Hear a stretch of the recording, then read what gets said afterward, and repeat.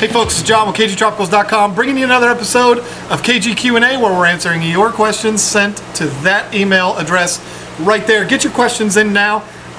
There is no particular order that these questions are going to get answered, so send them in and hopefully your question makes the cut. I did promise when I first started making this series that I was going to answer every single question, but as we saw in the last few episodes, that started to become a problem because we had way too many repeat questions.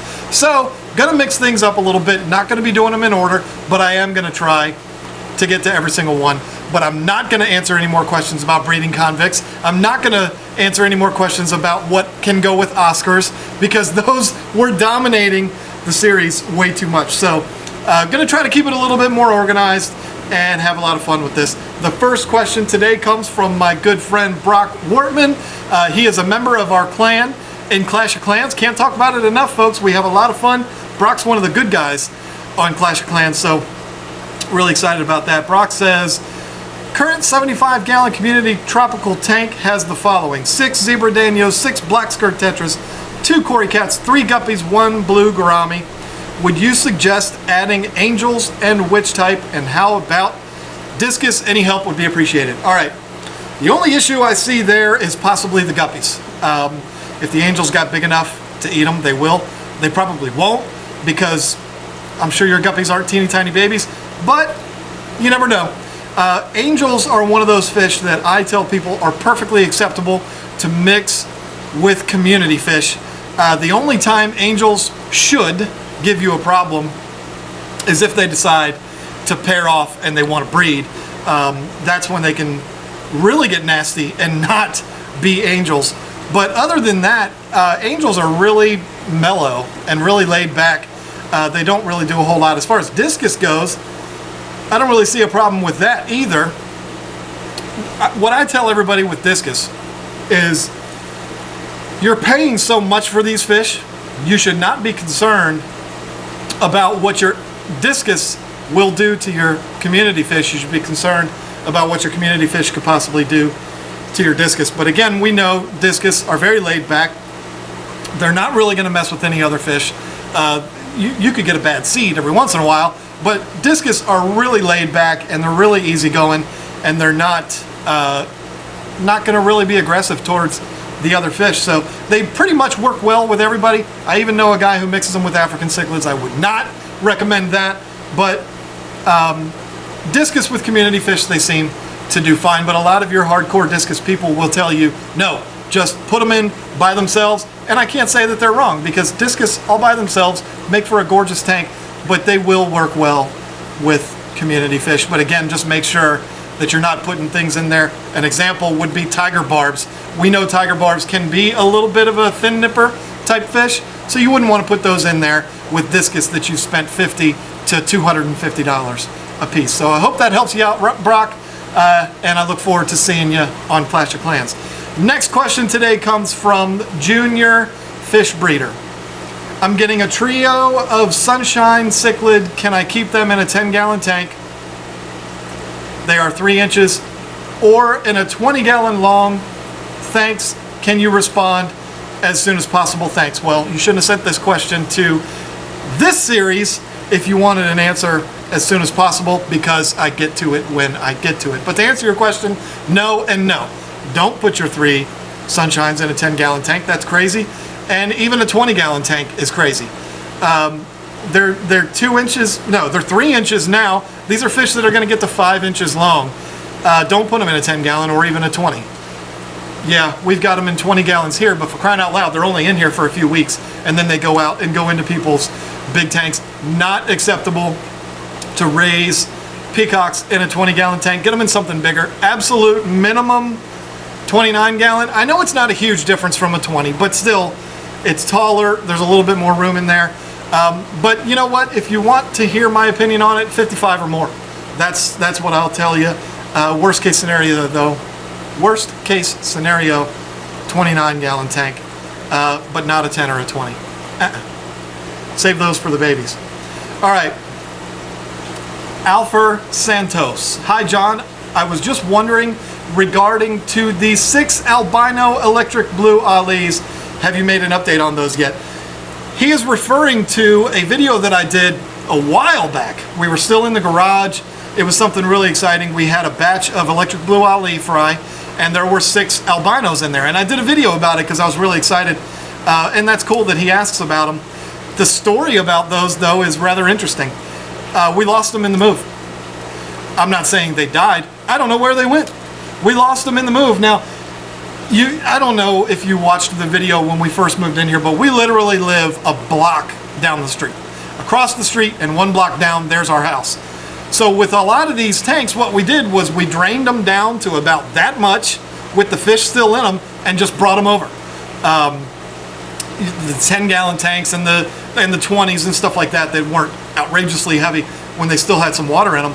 That's what we did with all of them, and we didn't hardly lose any. We had no death when we moved over here. But the albinos, they just disappeared. I don't know where they went. It was one of those things where we moved all of the tanks, and then like a month later, I said, Lisa, where'd those albino ahlis go? I don't know, and we haven't seen them since. So it's really sad, and that's why I have not done an update on those alphas. So they disappeared, and I don't know what else to tell you. But we have gotten more that we have for sale, but they're not ours. We didn't breed them. Florida Exotic Fish Sales bred them, and they're very expensive. That's why I was excited to have them. But anyway, Brandon Bishop. Hey John, I was wondering if you could tell me how to grow cichlids faster because I have about 30 cichlids in a 240 gallon. Nice. With the biggest thing being around 6 inches and down to about 2.5 inches. They're about 2 years old. I do water changes every 2 days and feed them a high quality cichlid food, but they are just not growing fast at all. 1 fish is an adult, the rest either have 4 more inches to grow all the way up to 10 inches or more. Okay, the first thing that needs to be said about this, Brandon, is when you go in the books or in the magazines or on the websites and you see that a venustus can get up to 10 inches long, understand that that doesn't mean they're all going to get that big. We have 3 adult full-grown venustus in our 240, and they're 3 different sizes. I've explained it in another video. They're like people. I mean, you got one guy is 6'5", 260 pounds, and then the guy standing right next to him is 5'7" and 140 pounds. It doesn't mean that the small guy isn't growing fast enough. It just means that one guy's big and one guy's small. It's funny, after I talked about that on another video, a friend of the shop, Chuck Kaner, I believe is how you pronounce his name, we all call him Little Chuck. He sends emails, and his name on his email is Little Chuck, and he came in a few days later. I don't know how tall Chuck is. He's a great guy. He's maybe 5'5" or something. And his whole life, people have called him Little Chuck. He came in here and he laughed about it. He said, you should have shown me in that video, because I talked about Tom Cruise. You know, I don't mean to sit here and talk about small people, but some people get big, some people are small. Shaquille O'Neal is 7'2", 300 and something pounds. I mean, you get people that grow bigger than others. Fish are the same way. Just because cichlidforum.com says it could get to 8 inches or 12 inches or whatever doesn't mean that it will. Some fish grow bigger than others. That's the bottom line. If you're doing your job, which it sounds like you're doing more than enough, feeding them a good quality food, keeping their water clean, if they're not growing, it's not your fault. And there's not really anything that you can do. They are probably just smaller than what the book says that they can get to. Like I said, not every single venustus is going to grow to 10 inches. You know what I'm saying? I mean, some of them are going to be a little smaller than that. Some of them might only grow to 6 inches. It doesn't mean they're not healthy. It doesn't mean they're not full grown. It just means they're smaller. All right. Lee T, this guy's name is KNGLEE3RD on YouTube. I have a question. After seeing all the cool fish on your site, it seems tough to order fish in the middle of winter living in Michigan, which I figured there is no way of doing that. What would the process be shipping to an area that is below 32 degrees, or does it involve waiting until spring? LOL, thanks. It's a good question. And we can do it. In fact, we did it last week. We shipped to, I don't know, somewhere in Michigan. We shipped to Iowa last week. We've shipped in the middle of winter. I'm recording this video on the 22nd of February 2014. We've shipped every week, almost every single day we've shipped, and a lot of times we're shipping to the Northeast or the Northwest, and they do fine. Is it a little risky? Yeah, I suppose. If the flight gets delayed, or if, you know, the box sits out on somebody's porch for an entire evening, it can be a problem. But these fish are packed in insulated boxes with heat packs, and if they're going to Michigan, we'll put multiple heat packs in there to make sure that it keeps them absolutely as warm as possible. There's cardboard here. I'm gonna knock on it. I'm knocking on wood right now. We haven't had any problems this year as far as the weather goes. We have had problems with people not home when the package gets delivered and it's sitting on their porch overnight, and then they wonder why their fish didn't survive the trip. But anyway, I'm not going to tell you that we're not nervous. I mean, I definitely sit back and I wait for the phone calls or the emails from the customers after they receive their fish to make sure everything's okay, and I'm a little uneasy until I get those emails. But we do fine. I mean, we seal them up real tight. We pack them in with plenty of newspaper. My fish are triple bagged. Each bag is double bagged, and then they're all inside of one big bag, and then wrapped up in newspaper with multiple heat packs in an insulated box surrounded by another cardboard box. They're fine. It is a very legitimate question because you live in an area that is way too cold, and I could never live where you live. Michigan's a beautiful place. I've been there, but I don't want to go there in the winter. Fernando Hernandez, we're going to do this one quick. I need your help as soon as possible. Really? My question, because the egg sack on my fry is almost gone. You don't have to post them on a video, but could you reply to me? Should have sent it to the other email. Not being a jerk, but I've been very clear about that in my videos. Here's my questions. When do I start feeding my fry if the egg sack is still attached to their little bodies? Does the egg tumbler always need to be connected to an airline and moving the fry if the egg sack is almost gone? How do you crush your NLS cichlid food? Thanks in advance for your reply. Happy New Year's, all the way from Southern California. It's almost March, sorry.